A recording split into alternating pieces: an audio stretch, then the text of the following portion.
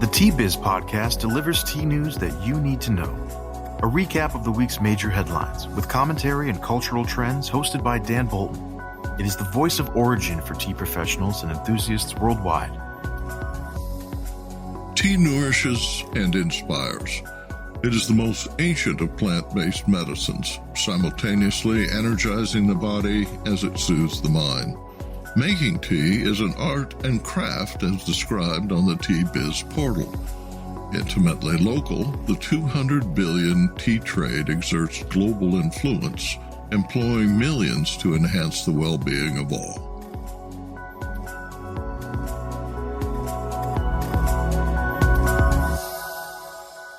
Hello, everyone. Here are this week's headlines. Stubborn inflation nudges the U.S. economy towards a cliff. Starbucks announces a retail renaissance, and Orthodox tea exports fall short of demand. Plus, organizational discipline enabled Sri Lanka's tea industry to cope with the country's worst economic crisis since gaining independence. Following the pandemic, many industries on the island ceased to exist due to political and financial difficulties. However, the island's tea industry continued to battle on, reports Tea-Biz correspondent and PMDT Managing Director Dhananjaya Silva. More in a minute, but first, this important message. What makes a perfect cup of Ceylon tea? The perfect cup is from the tea businesses that ensure the protection of all the children living within their tea estates. We salute Kelani Valley, Tallawakelle, Bogawantalawa, Horona, and Elliptia tea estates. Support Save the Children, Sri Lanka. Tea brands brace for a downturn as core inflation remains high, undermining consumer confidence. The sound of crashing stock markets this week reinforced the likelihood that a recession is just over the horizon. Nevertheless, in August, retail spending remained robust, bolstered by low unemployment and higher than expected savings. As a result, in-store expenditures grew by 12.3% compared to August 2021. Holiday sales, projected at 7.1% by MasterCard, will cushion the next quarter, but there will be a slowdown in retail sales in 2023 as interest rates jump. Inflation is the culprit, stubbornly remaining at 8.3% in August, down from July and June, but energy and food prices accelerated to 6.3%, up from 5.9% in June and July. Wholesale tea prices remain firm due primarily to scarcity, as tea production in India and Sri Lanka has declined. Demand from the Russian Federation has returned to pre-invasion levels, and Russian buyers are paying a premium without flinching. Kenya has sufficient stocks and low auction prices, but it is an unfortunate victim of transport costs that curb demand. Spring teas were spared, but yields from the summer harvest in much of southwestern China, Hunan, Hubei, and Zhejiang, have declined. David's Tea, North America's largest tea chain, is a bellwether. The company reported second quarter net loss of $4.8 million. Sales totaled $15.2 million, down 18.7% year over year. CEO Sarah Siegel told investors, quote, "After successfully navigating through the COVID-19 pandemic, we are now coping with additional headwinds, notably mounting inflationary pressure and recessionary fears affecting consumer habits. Sales and profitability decreased year over year, mainly due to an uncertain macroeconomic dampening demand in the short term." Ominously, the declines were primarily online. Sales from e-commerce through July 31st decreased by $6.5 million, or 43.9%, to $8.3 million, compared to sales of $14.8 million in the prior year quarter. Last year, e-commerce sales represented 79.1% of David's Tea's revenue. In 2022, the contribution is 54.6%. However, sales at the company's 18 brick-and-mortar locations grew by 1.1 million to 4.2 million during the first half of the year. Brick-and-mortar transactions accounted for 27.6% of total sales, compared to 16.6% in the prior year quarter. Business Insight. Retail consultant Joseph Cambrato advises readers of Entrepreneur magazine to do the following 6 things in anticipation of a downturn. First, reduce expenses and prioritize cash flow and consider a line of credit. Next, lower your supply chain risk and automate what you can to reduce labor costs. Finally, focus on employee retention.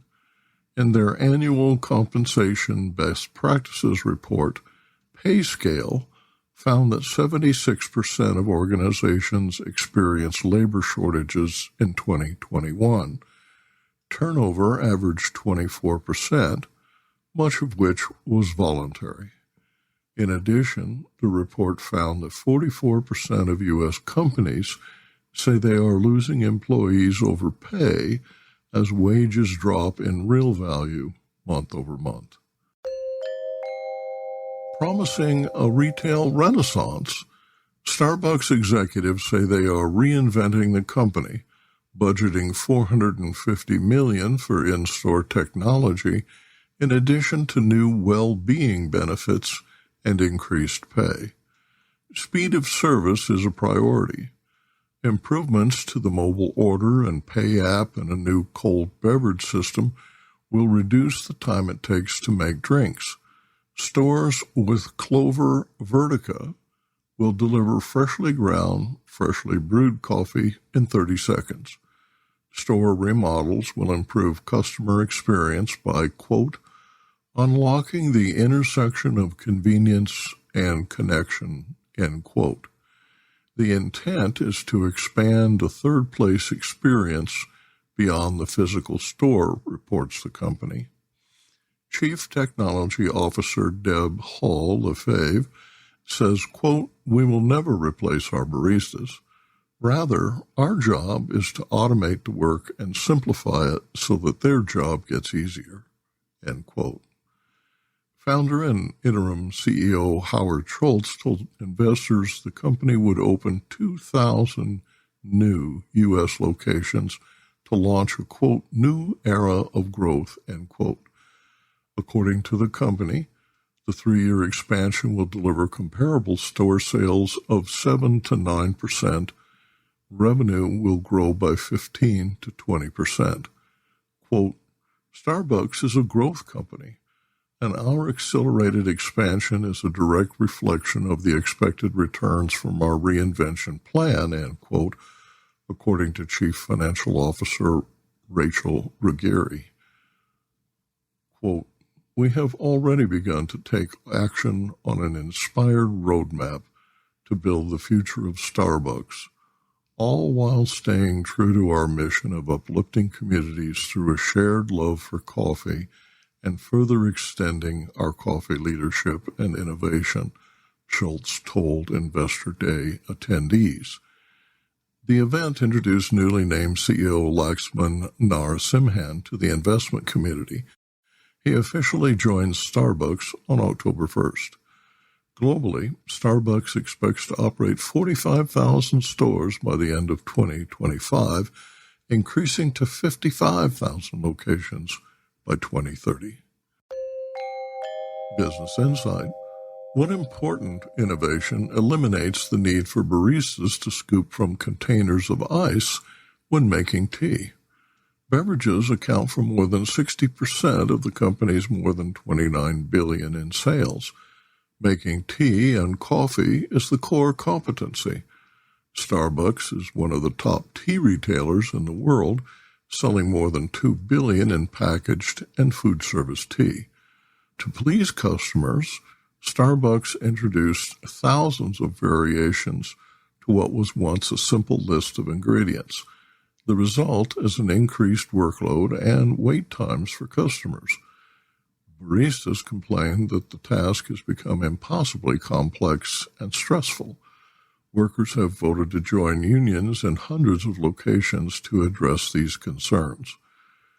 Wages in the U.S. currently average $17 per hour at Starbucks, with baristas earning from $15 to $23 per hour.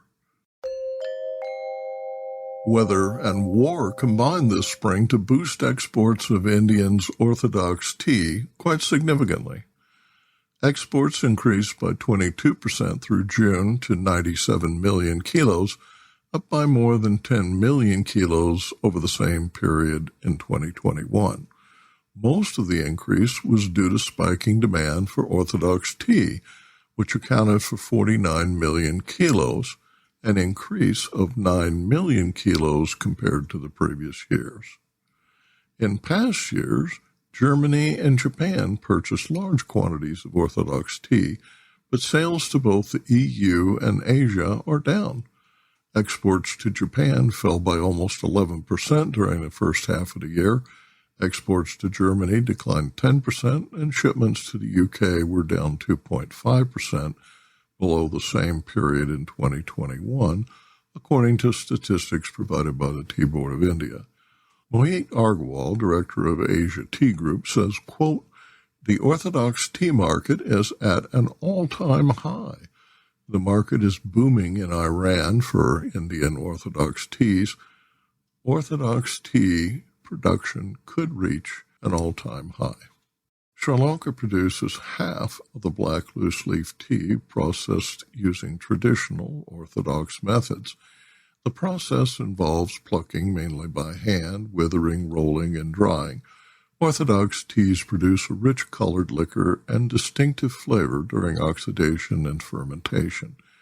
Tea processed in this time-proven way is brisk and bright and takes on a multi-layered flavor profile. People, quote, taste, end quote, Orthodox teas and, quote, drink CTC. Rolling and shaping are critical steps that lend a distinctive twist or pearl or pressed leaf. Tea production in Sri Lanka has declined by 18.6%, about 35 million kilos, and may not recover, leading to a potential deficit of 60 million kilos, which would be the lowest crop since 1996. If that is the case, demand for Indian Orthodox will encourage increased production to fill the gap. Orthodox tea total only 113 million kilos of the 1,344 million kilos India processed last year. Sri Lanka's Minister of Plantations told attendees at this week's annual general meeting of the Tea Exporters Association, quote, "Sri Lanka once led the world in tea exports, but in the past decade, China, India, and Kenya have overtaken us, so we are in fourth in relation to production quantity. But Ceylon tea is still renowned as the highest quality tea. Our export income has not decreased. We recorded 695 million by the end of July," end quote. Exports are down almost 10% to 148 million kilos for the first half of the year, a 14.5 million shortfall compared to 2021. Arvinda Anantharaman in Bengaluru reports on this week's tea auction prices. India Tea Price Report for the week ending 10th September 2022. The Tea Board of India has just announced the last states for plucking for North India. Darjeeling, Sikkim, Himachal Pradesh, and Uttarakhand will have to stop plucking from December 3rd. Most of Assam and the Northeast India from December 10th. Kachar, Barak Valley, Tripura, the Terai and Duars from December 17th. In auctions, Sale 36 saw good demand in Kolkata for all tea types, but prices were lower this week. Exporters were active for Orthodox tea. Darjeeling saw a slight improvement in prices from the previous week, but it's significantly lower compared to the same time last year. Guwahati saw good demand too, with prices nearly same as last week. Assam is enjoying good weather and crop, and the outlook remains positive for the rest of the season. In the south, Kochi auctions were closed due to the state festival Onam. Kunur auctions were on, and CTC dust did well here in both sale volume and prices. And now, a word from our sponsor. Q-Trade understands that a successful tea blend goes beyond the creative fusion of appearance, aroma, and flavor. Our multi-award-winning product development team is passionate about converting natural ingredients into sensory experiences that customers crave. Every recipe is formulated with a commercial backbone of dependable quality sourcing with a pricing structure that supports a safe, regulated, profitable, and scalable blend. Q-Trade meets every brand's retail, food service, and e-commerce need. For more information, visit our website, qtradeteas.com.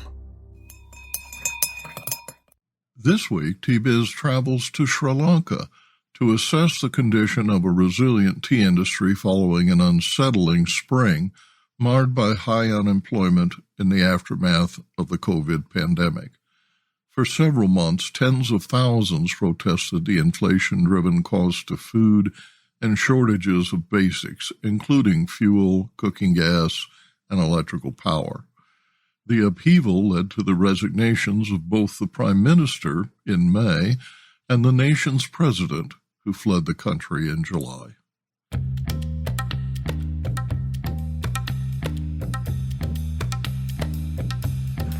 Sri Lanka has been facing its worst economic crisis since gaining independence. Following on from the pandemic, many industries on the island have ceased to exist due to the political and economic difficulties. The island's tea industry continues to battle on. This is Dhananjay Silva, and I sit down with Dr. Roshan Rajadurai, the Managing Director from Hayleys Plantations, Managing Agents for Kelani Valley, Tallawakelle and Horona Plantations PLC, to discuss how his plantations have adapted and continue to produce tea given the economic hardships. In what ways did the COVID pandemic restrictions show Sri Lanka's plantation sector to be resilient and adaptive? The plantation sector has a legacy of over 150 years of very well-organized, centralized management structure. So when this pandemic situation suddenly came up, the government imposed a 3-day curfew, which we had to abide by. But from the 4th day onwards, we quickly got on board and things were as normal could be. Normally, we manufactured and made arrangements to send our produce to Colombo and to ship it out. The moment we got wind of this pandemic situation, we put in place a series of measures. First, of course, we made the people aware of what this is all about. And we had an influx of people from Colombo and outstations flowing back to their states. So we made sure that everybody who came, their names were recorded. And if necessary, if we were suspect cases, we had isolation quarters. We isolated them for 14 days. We kept the medical and other authorities informed because the organized sector has 1 million people living in a community-style village-style setup in close confines. But to manifest, what I'm saying is up to about end of last year, we didn't have a single casualty arising out of COVID. That is because we put in measures, as I said, identifying people coming from outside, making people living inside aware of the pandemic. We did fumigating and providing of medicine. And most importantly, what we did was to ensure that people didn't have to congregate, that they didn't have to go to bazaars and townships. So we made sure that we brought the food, packed it, and gave it practically to their doorstep. And there's a group of people who had no other means of earning or income. And we paid them on time, although last year was not a good year. We ensured that their wages were paid. And as a means of helping the people in this situation, we sort of opened out our industry. For people who came from Colombo and elsewhere, we allowed them to plug areas that we could not manage with our regular workforce. So the family unit had more opportunities to earn more. And we had another system called the revenue share model. We sort of expanded on it. So there were a lot of people who didn't want to be workers, registered workers, nor were were their workers, but they got into the sort of earning pool of the family, and thereby they were able to enhance their family income. And also we got organized with the large food suppliers like the government warehouse system and brought in food in lorries, and we had stocks for 2 or 3 months. But what is important thing is that we ensured that the workers didn't have to go out and thereby spread this COVID. So we had a very, very tough and a very well disciplined control system. And to the credit of workers, I must say they cooperated fully. They listened to the management. They followed the advice of health departments. So that's the success of the long years of practice the plantation sector has in managing crises like this. How did adaptations forced by the pandemic help Hayleys prepare for the political turmoil of 2022? There is no work to go back to. The construction industry where their males were employed, youth were, it has crashed. And also the eateries and small hotels. Right? So all the people who came back to their states, all our company system, we have made available opportunities for employment. Like, for example, we pay the workers to remove weeds, and we will pay you by the kilo rate. So that is a very good intervention. And people who don't want to go and do sort of plucking or harvesting work, they go to the field, remove the weeds, and we pay them on weight. We then convert that to compost. Once the compost is made, we make holes and incorporate the bulk manure and the compost into the soil so that it enhances the soil fertility. So what you're saying is that this 150-year-old industry that has been the backbone of the Sri Lanka economy continues to be that, because workers who are from plantation backgrounds, who've worked in, whether it be hotels, construction, they've once again come back to live on the estate. Actually, Dhananjay, employment is only part of the solution that we provided, because we had an influx of workers that it actually stretched our services, but we made sure that we accommodated them, that we looked after them in terms of food supply, because there was no food because of COVID, inter-district curfew and a lot of restrictions. So our managers went out, got curfew passes. They really did a great job on the ground. I mean, they volunteered. They could have waited and said, look, we don't want to expose ourselves. But every company, every manager, every planter took it upon himself to look after his community under his charge. Food, medicine, other wherewithal, everything was provided and absolutely no breakdown. And ours is the only industry right throughout, even up to now, with all the challenges, we are maintaining the industry as it was before. A lot of challenges, a lot of stress, a lot of issues, but we still maintain the industry as it was. Fuel shortages have crippled and decimated many sectors of the country. What provisions and adaptations have Hayleys made to ensure the smooth running of operations? After the crisis came on, definitely we have taken radical measures to reduce the running of unnecessary trips and vehicles. We have mapped out all the roads, each division, and identified the shortest routes. We have some innovations, like we introduced zip lines before the crisis, but it came in handy now. We can save about 90 kilometers a day because it has to do a circuitous route. So it's sort of eco-friendly and it does not use fossil fuel. We do eco-friendly management. Now our managers and assistant managers are provided with good bicycles, and now they have resorted to more walking. Our managers and workers and staff are giving their 110% to support us in this time. And one area that you touched on there was actually moving tea from estates down to Colombo. There has been some disruption. How are you working through that situation? Because the logistics are provided from outside of the estate. What we do is we provide some fuel, measured fuel, to take the tea down to Colombo, and even for firewood supplies, because we need firewood to run our dryers. So we assist them in some form because of the fuel shortage and the resultant firewood shortage. So we are trying to harvest within the permitted procedure firewood that is already grown on the estate for this purpose, like thinning out branches, reducing some excessive shade, and all those initiatives and energy efficient measures we have used, relying more on hydropower, we are trying to put almost 60 to 70% of our roofs in solar. So all those things didn't happen after the crisis, but these are interventions that happened before, which now has a beneficial use for us right at this moment.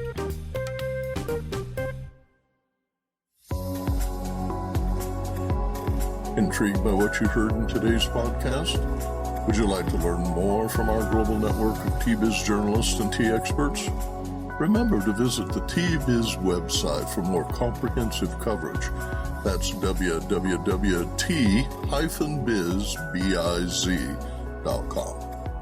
Thanks for listening. Farewell till next week.